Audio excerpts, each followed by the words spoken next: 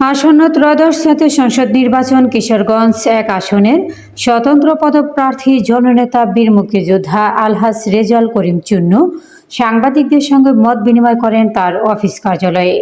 তথ্য ভিডিওচিত্রে আবুল কালাম আজাদ, কিশোরগঞ্জ জেলার প্রতিনিধি। ২১ ফেব্রুয়ারি বুধবার সময় রাত ৮ ঘটিকায় তার স্টেশন রোড নিজস্ব অফিস কার্যালয়ে সাংবাদিকদের সঙ্গে আগামী ১২ ফেব্রুয়ারি ২০২৬ নির্বাচন উপলক্ষে মত বিনিময় করেন। এতে দলীয় লোকজন ও বিভিন্ন ইউনিয়ন ওয়ার্ডের সাধারণ ভোটার এবং নেতাকর্মীরা উপস্থিত ছিলেন। তিনি সবার মাঝে একটি বার্তা পৌঁছে দেন। আগামী ত্রয়োদশ জাতীয় সংসদ নির্বাচন উপলক্ষে ১২ ফেব্রুয়ারি মোরগ মার্কা প্রতীকে যেন একটি করে ভোট ও দোয়া চাই সকল ভোটার ভাই বোনদের কাছে।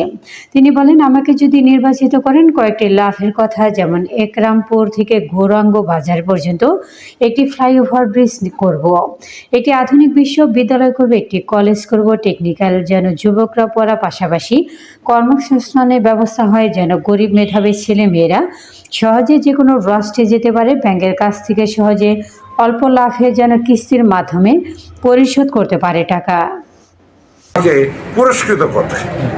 নতুন ভোটারদের জন্য কিছু বলেন। নতুন ভোটারদের জন্যই আমার নির্বাচন করা। আপনাদেরকে বলছি, আমি একজন কারিগর,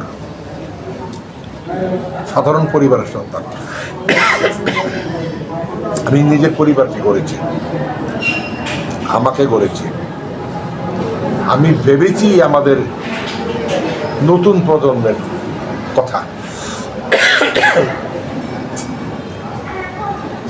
কিশোরগঞ্জে গত স্বাধীনতার পর কেউ উন্নয়ন করেনি।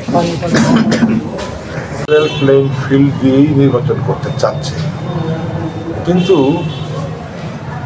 বিএনপির কিশোরগঞ্জের যে প্রার্থী নির্বাচনের আগেই নিজেকে নির্বাচিত মনে করে সাধারণ নেতা কর্মীদেরকে, বিএনপির নেতা কর্মীদেরকে হুমকি দিচ্ছে, ধমকি দিচ্ছে, যদি আমার পক্ষে কাজ করে কিংবা দলের পক্ষে না কাজ করে তাহলে জেলে করবে। মনে হচ্ছে যেন পুলিশ বিভাগকে তারা কিনে পকেটে নিয়েছে, তাদের নির্দেশে সাধারণ নেতা কর্মীকে পুলিশ গ্রেপ্তার করে ওই স্বৈর শাসনের আমলের মতো জেলে পুরবে আর ভোট সিল মেরে নেবে।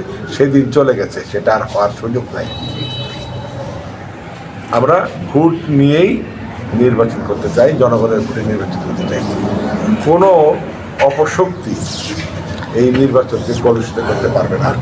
যদি প্রশাসন এমন কোনো কাজ করে, কাউকে সহযোগিতা করে, তাহলে তার ধিক্কৃত হবে, জনগণ দ্বারা প্রত্যাখ্যাত হবে এবং তারা অতীতের ন্যায়, যেটা স্বৈর শাসন আমলের প্রশাসন যারা আজকে বিভিন্ন মামলায় জর্জরিত হয়ে শাস্তির সম্মুখীন হচ্ছে, এদের উপরিতে তাই হবে। আর না হয় তাদেরকে আমরা স্যালুট জানাবো যে তারা একটা সুন্দর নির্বাচন জনগণকে দেশ নির্বাচন দিয়েছে।